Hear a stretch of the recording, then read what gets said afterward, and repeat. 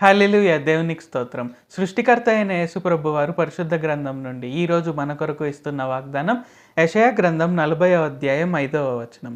యెహోవా మహిమ బయలుపరచబడును, ఒకడును తప్పకుండా సర్వ శరీరులు దాన్ని చూచెదరు, ఈలాగున జరుగునని యెహోవా సెలవిచ్చి ఉన్నాడు.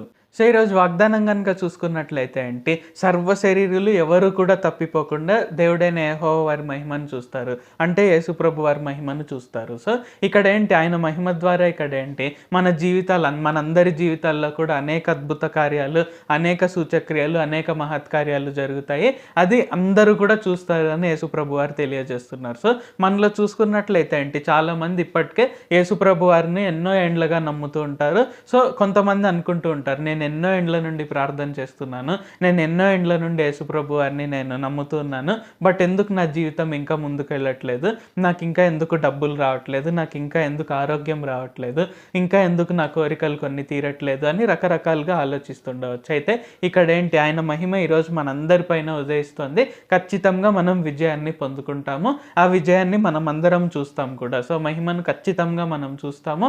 సర్వ శరీరులు కూడా చూస్తారు, ఒక్కరు కూడా తప్పిపోకుండా చూస్తారు.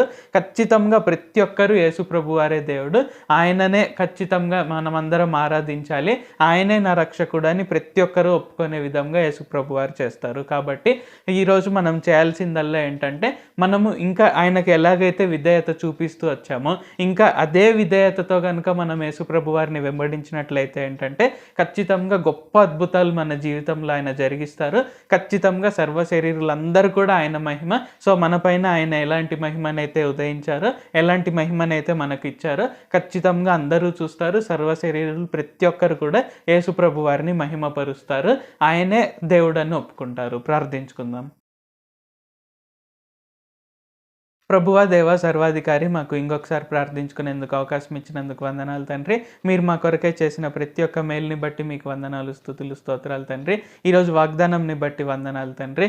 దేవా, మీ మహిమను అందరూ చూస్తారని చెప్పి ఉండగా సర్వ శరీరులు ఒక్కరు కూడా తప్పిపోకుండా ఖచ్చితంగా మీ మహిమను చూచుటకు మీరు మా పైన ఎటువంటి మహిమనైతే ఉదయిస్తారో, ఏ విధంగా అయితే మమ్మల్ని మహిమపరుస్తారో, మీ మహిమ ద్వారా అందరూ కూడా ఆ మహిమను చూసి ప్రతి ఒక్కరు కూడా మీరే అద్వితీయ దేవుడు అని ప్రతి మోకాలు మీ నామం ముందర వంగునట్లు చేయండి తండ్రి.